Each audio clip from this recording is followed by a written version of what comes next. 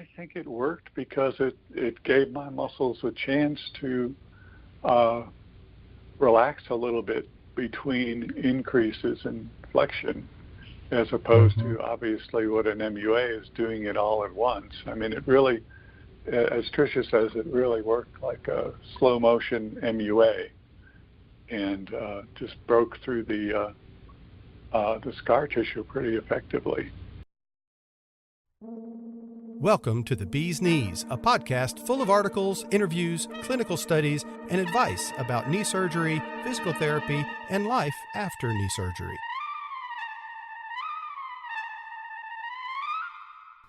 Hi, this is P.J. Ewing, host of the Bee's Knees podcast. We're in a series of great interviews this spring of 2019 with various people who have found the X10 machine and have recovered brilliantly, I'll say. Today is no exception. It's Pete Gasper from Texas, from Austin, Texas, who used the X10 just for the right amount of time at the right time in his recovery to solve a recovery problem and get back to his beloved hiking. He's a world traveler and loves to hike in all kinds of exotic places, as you'll hear in this interview.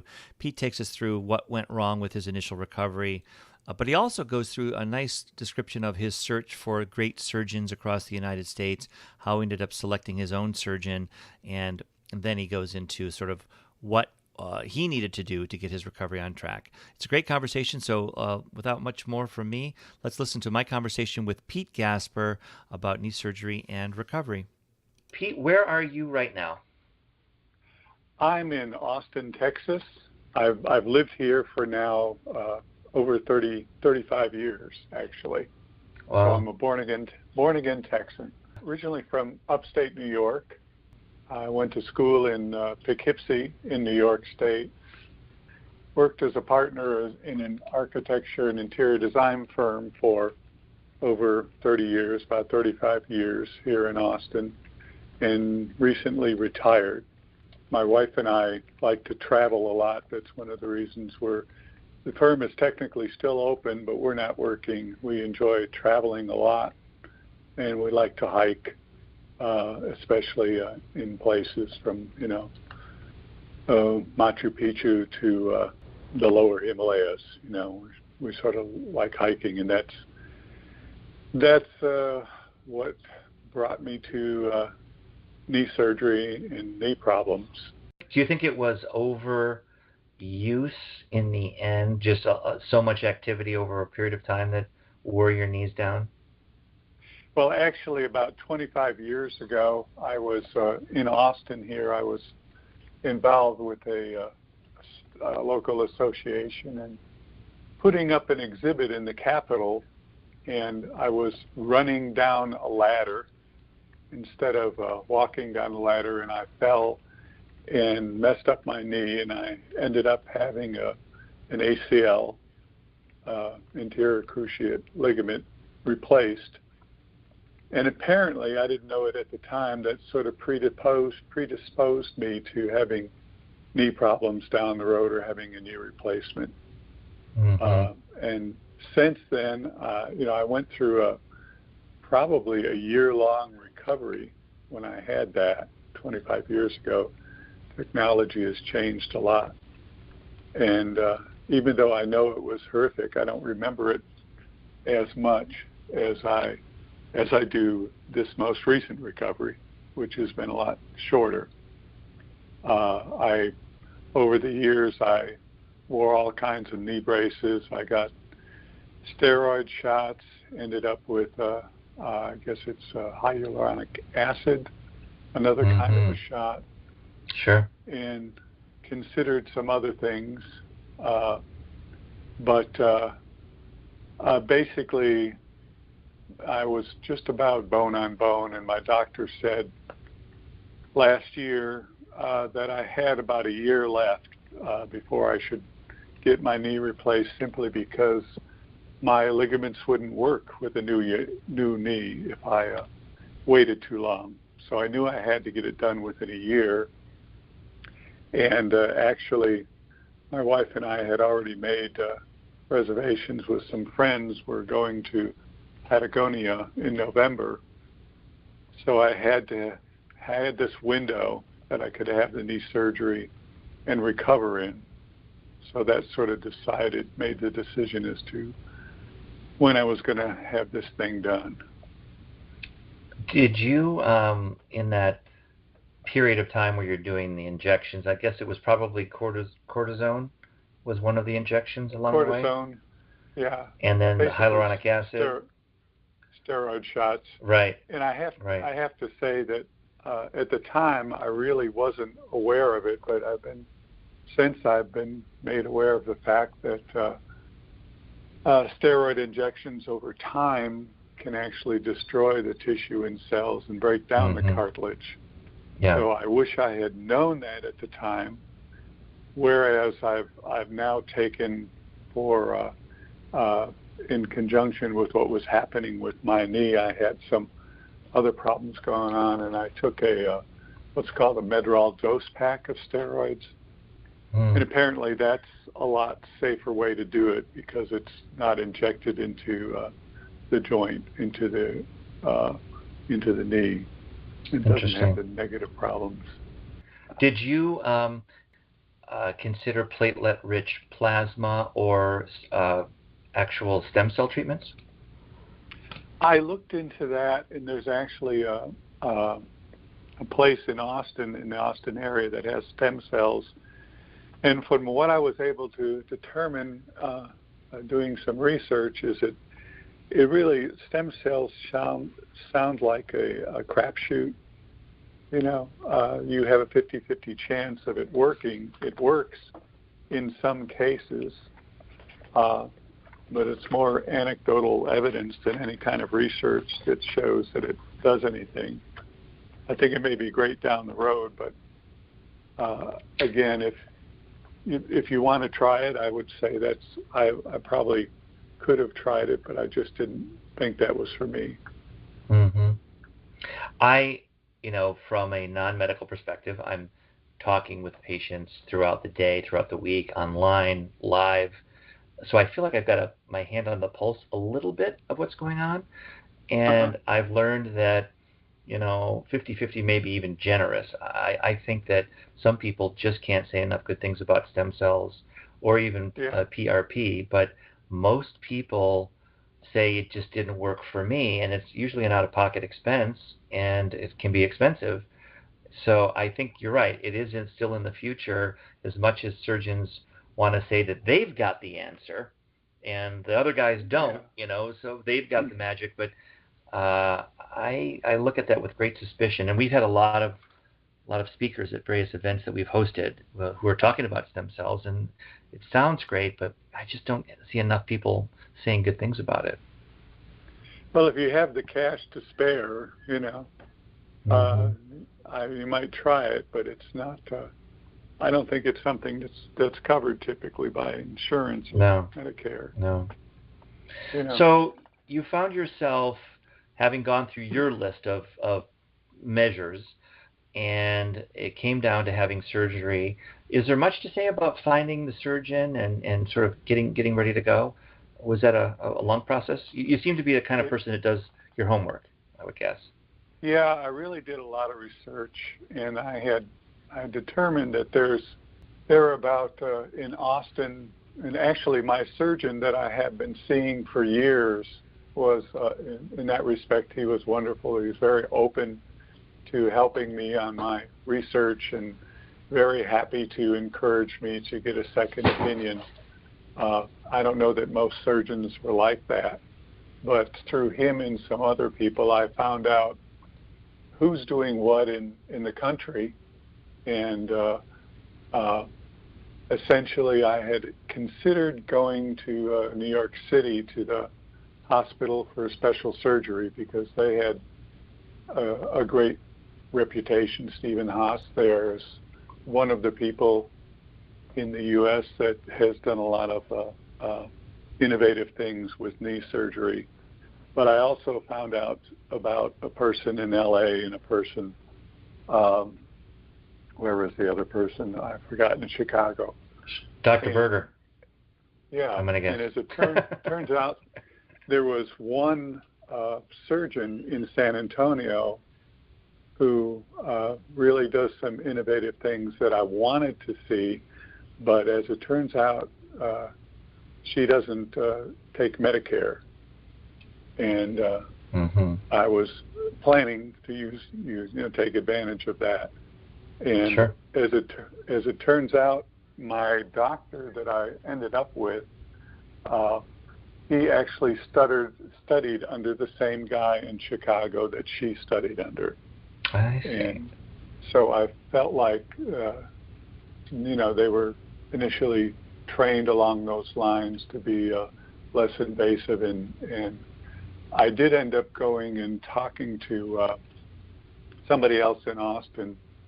There's one really popular who's sort of the hot knee surgeon in Austin right now, and I won't get into naming him simply because he seems to have a very large ego, and he doesn't do second opinions. So that sort of turned me off of talking to him. I did talk to somebody else in his office that actually trained under Stephen Haas that I found through a friend, and I ended up going with my local surgeon that I really felt did a great job. We've had a few Dr. Haas patients actually in the New York area, and a bunch of other HSS surgeons, and it's quite a place. Have you been in there before?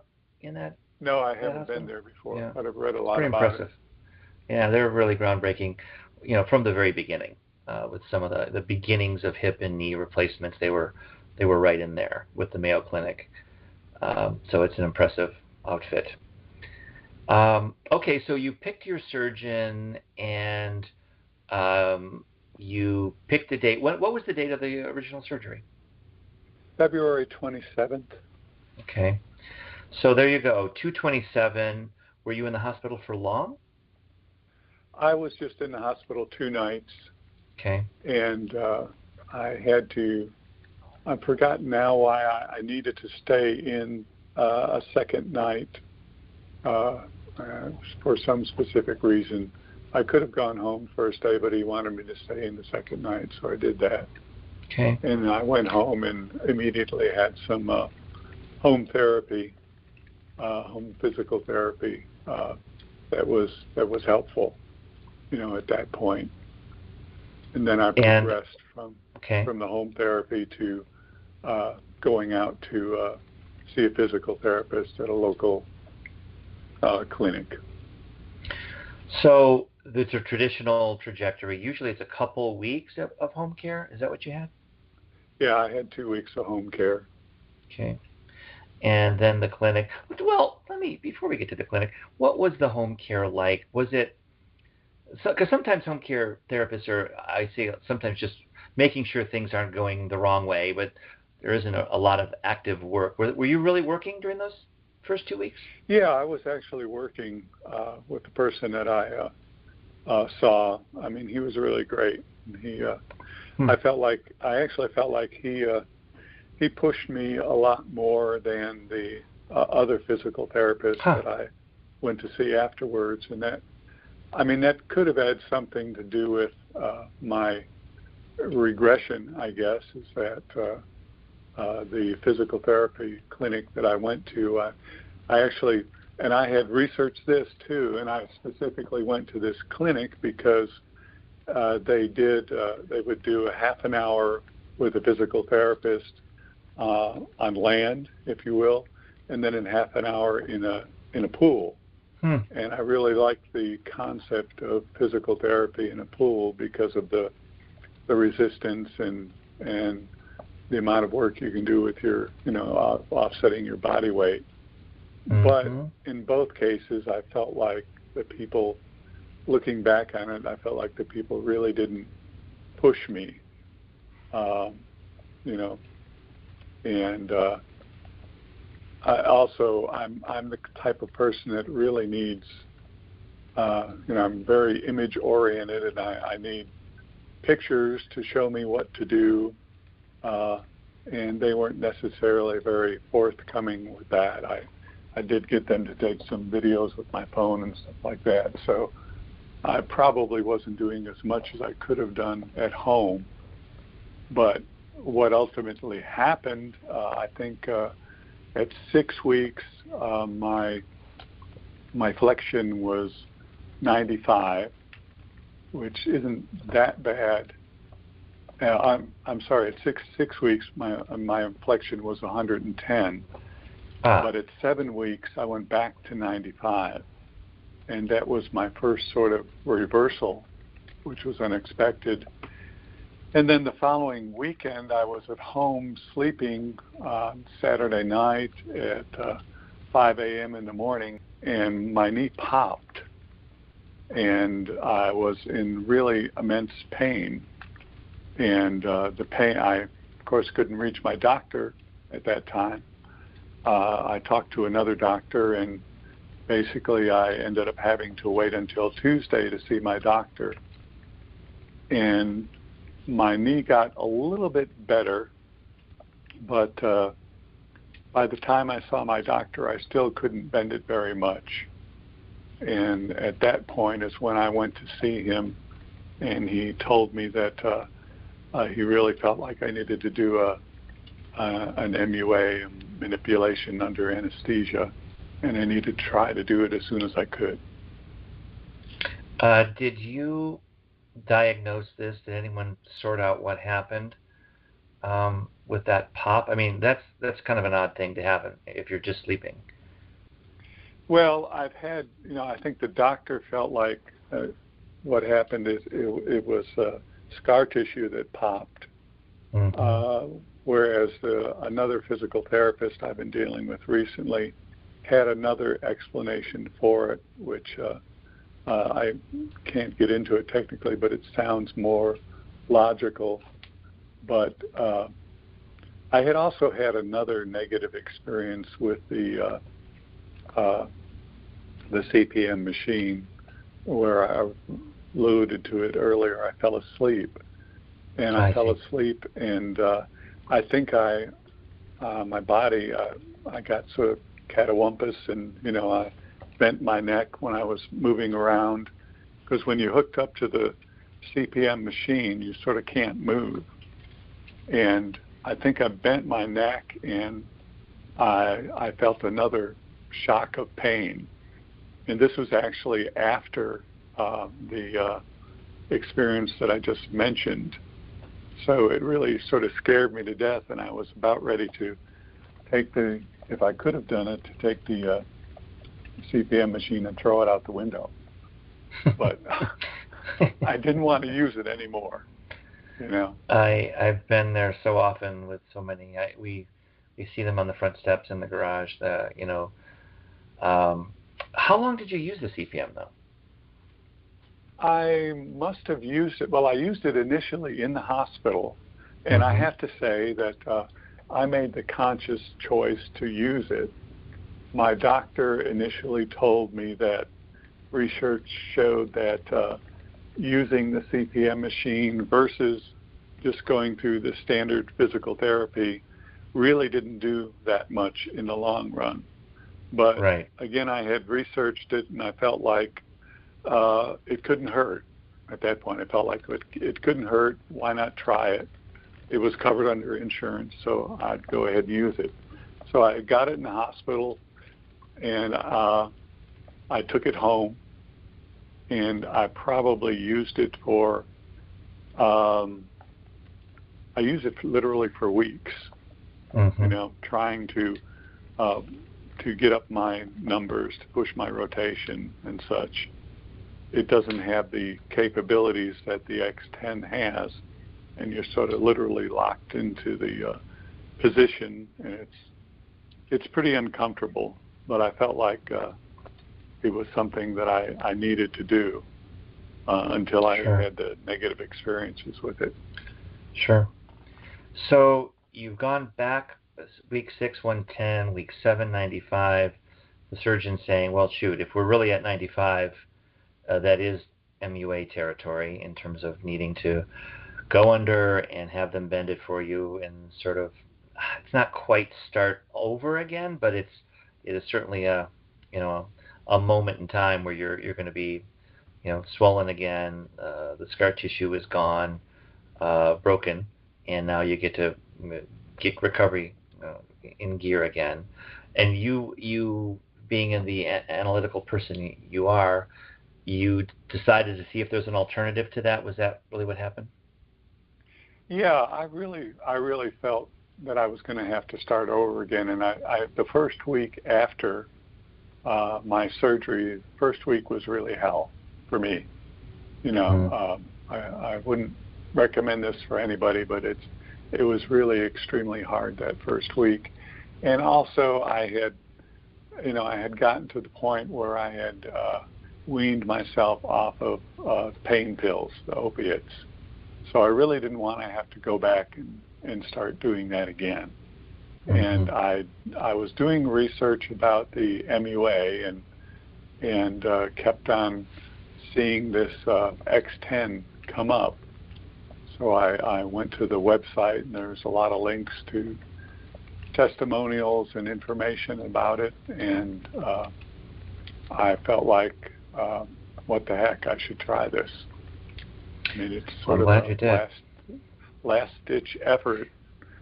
And I called my doctor, and I got him to, I told him I wanted to put off the MUA for a week.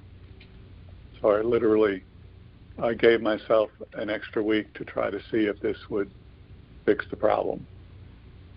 You were certainly within kind of a tolerable window as well. I know the surgeon was recommending it, but from my understanding and hearing from a lot of people, you have a few more weeks before it really is. You have to go through the MUA, or you.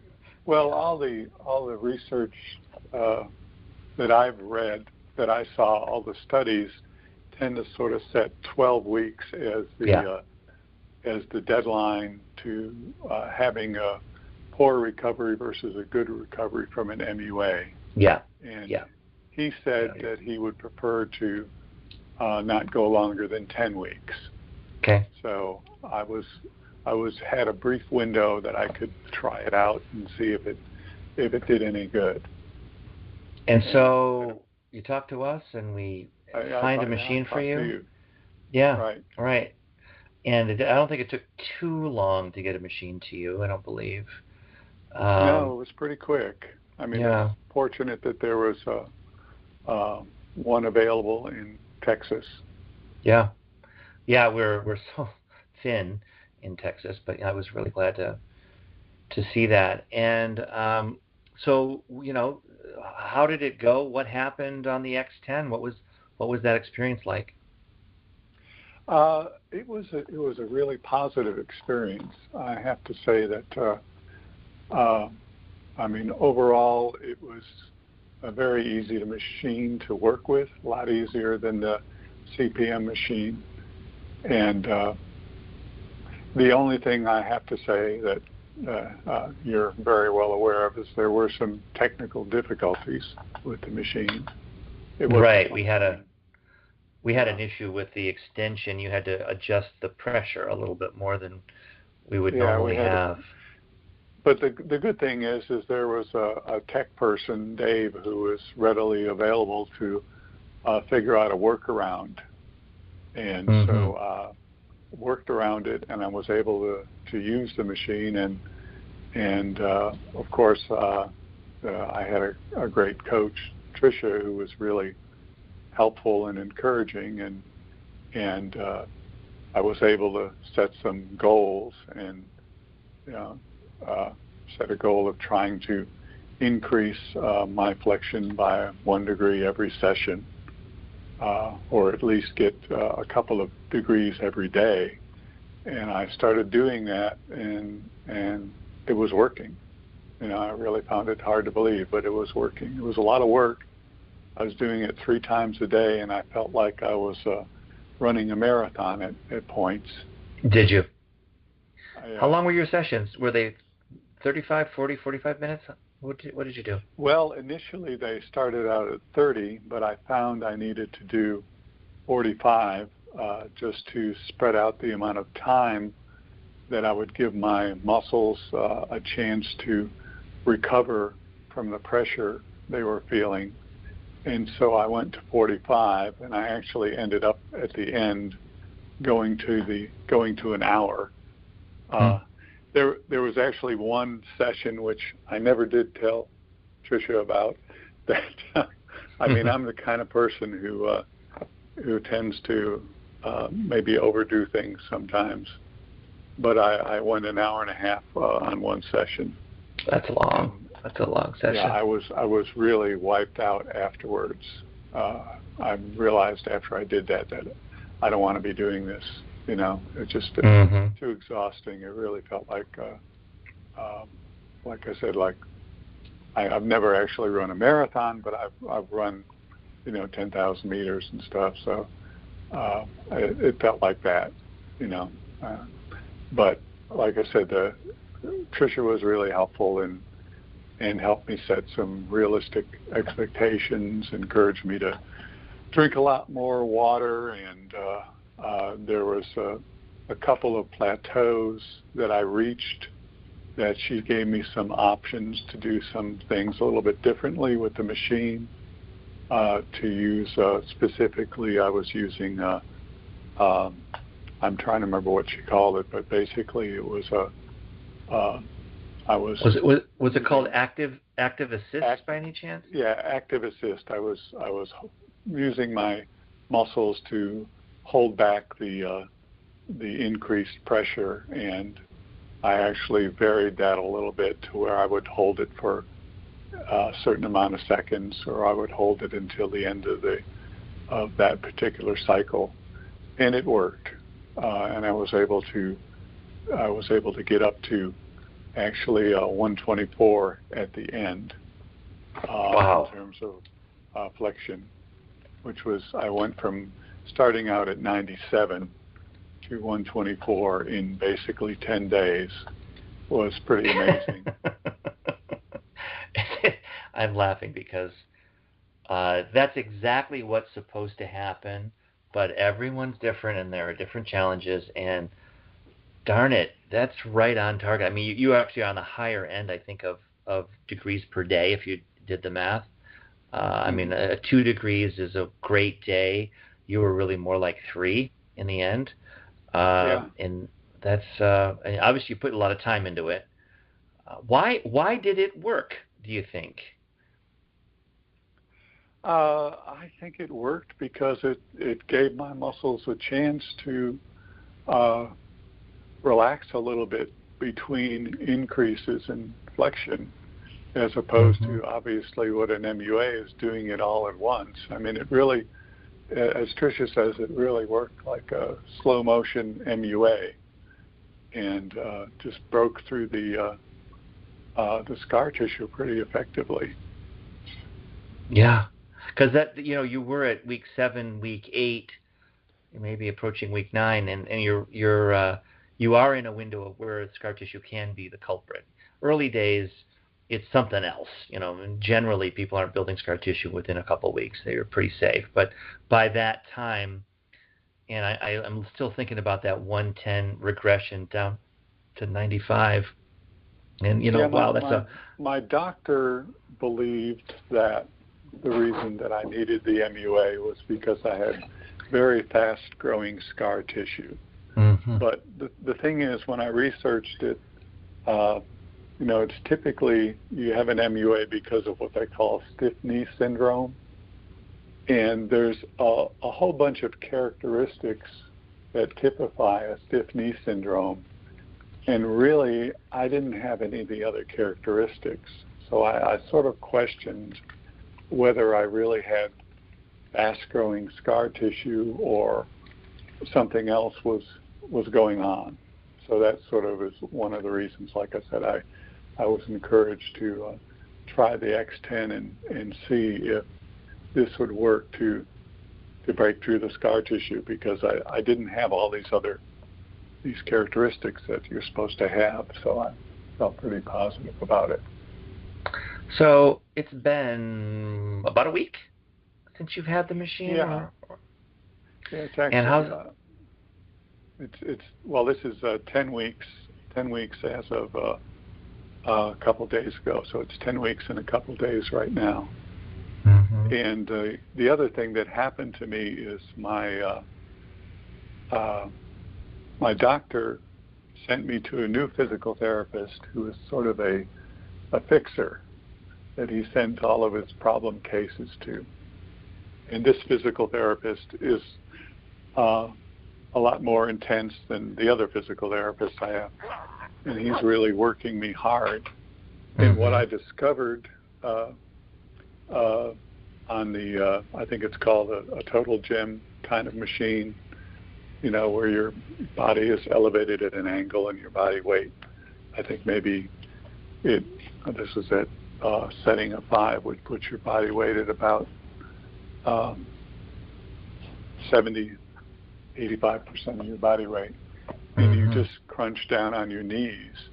And in using the total gym, the physical therapist discovered that I could actually, with my body pressure, I could go down to 130 degrees flexion. Wow. So, you know, that told us that, and pretty much that's the limit of my implant. I don't think it goes beyond 130 degrees. So that tells me that I had broken through the scar tissue, and that the only thing left for me to do is get the muscles working, muscles and ligaments, etc., working and adjusting to bending that much. So that's where I am right now.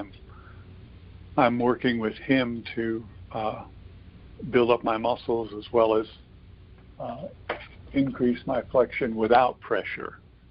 Right. It's a little bit different to have that kind of flexion with pressure as opposed to what you would normally have when you're, you know, walking and doing things and climbing stairs and etc. So I'm hoping. I don't think that's going to come as quickly as it did with the X10, unfortunately. But I think that's going to come in time.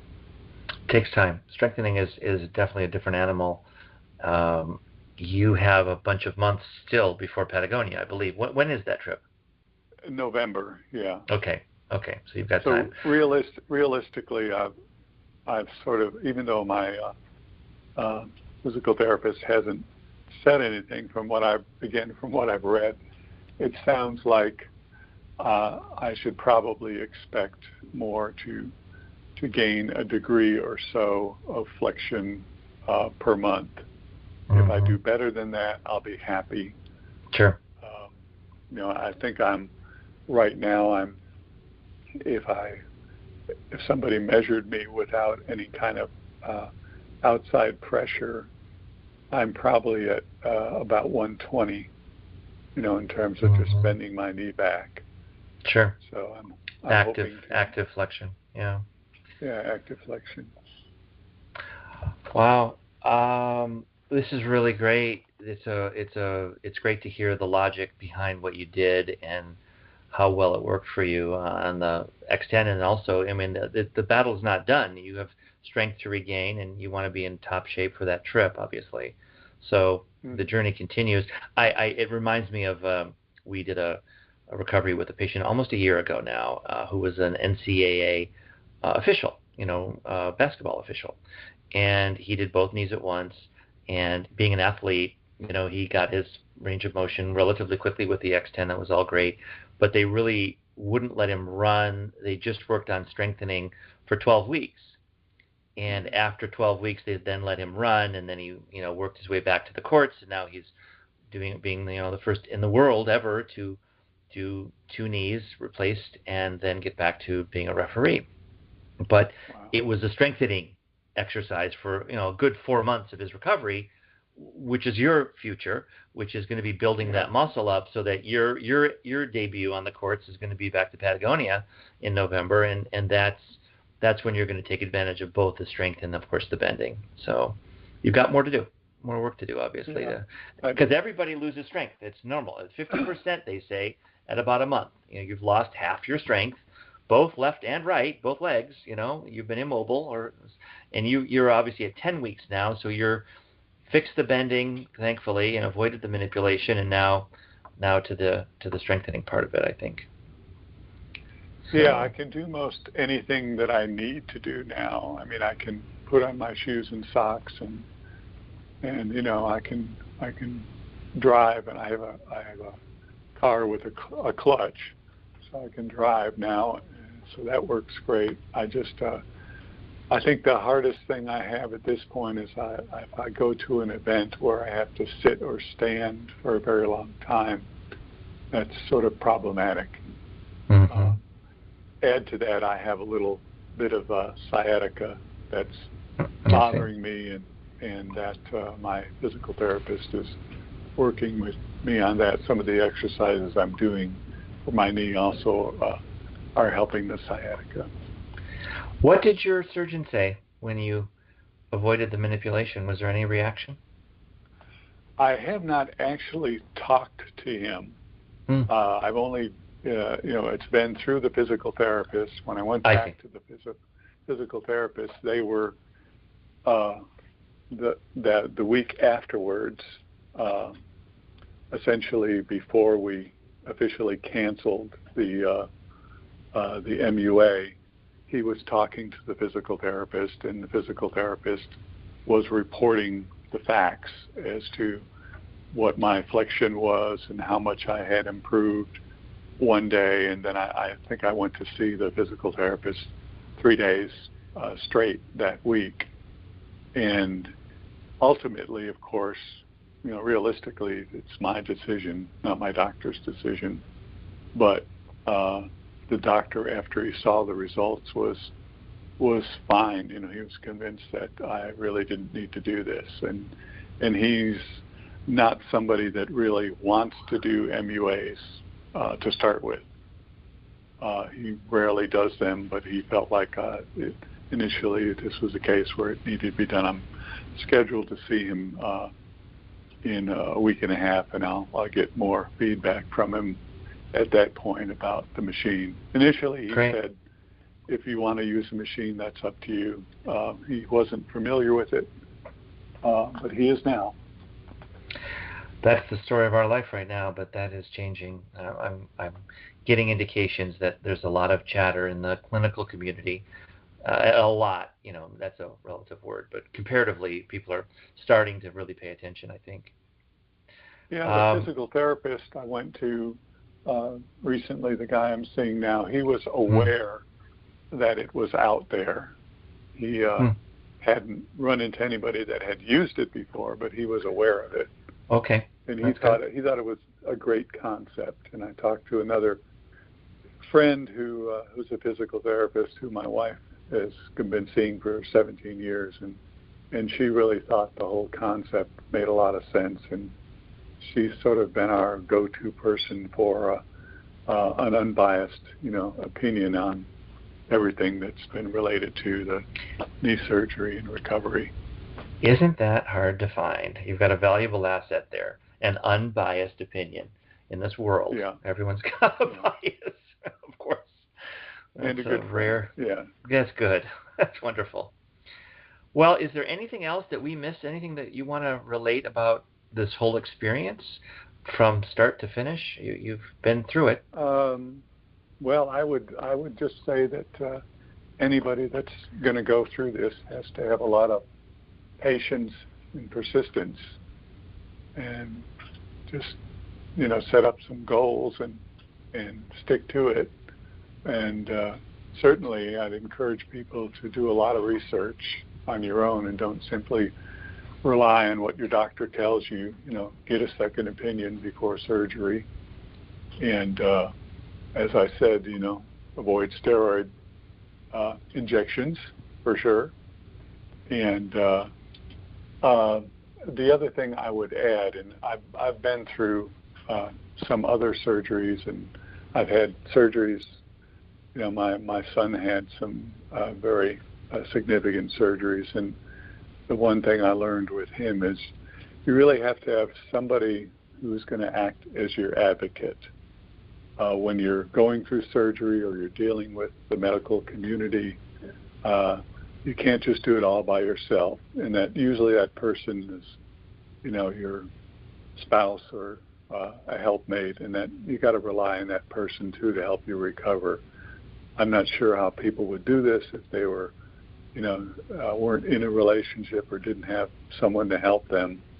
But you really have to rely on somebody a lot, and that puts a lot of strain on the relationship. So you just have to recognize that and take that into account.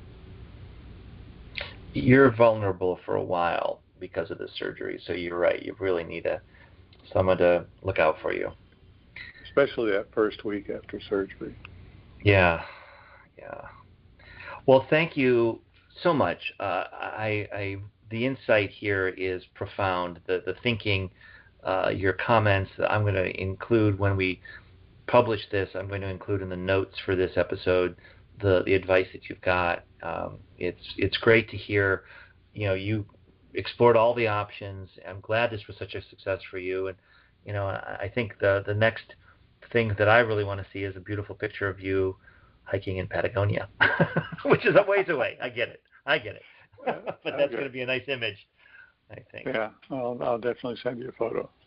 Yeah. Thanks, Pete. Really appreciate it.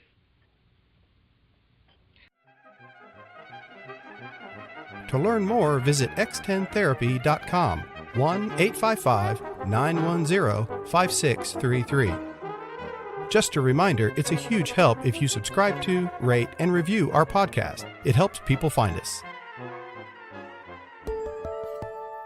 X10, back to full strength.